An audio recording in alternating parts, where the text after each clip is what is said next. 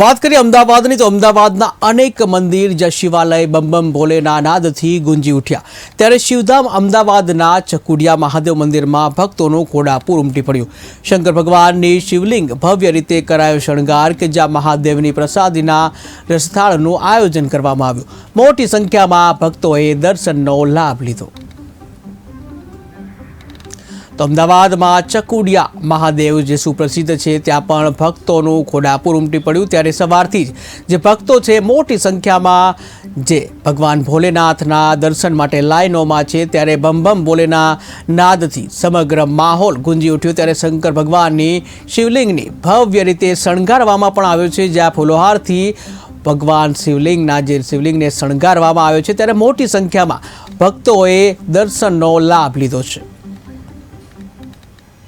અહીંયા શિવરાત્રિનો તહેવાર આખા વિશ્વમાં, આખા ભારતમાં દરેક જગ્યાએ ધામધૂમથી ઉજવાય છે। શિવરાત્રિનો તહેવાર આપણા હિન્દુ ધર્મ માટે બહુ મોટો તહેવાર છે અને અહીંયા રાતના 2 વાગ્યાથી 1 વાગ્યાથી બધા ભક્તો દર્શન માટે આવતા હોય છે દૂર દૂરથી।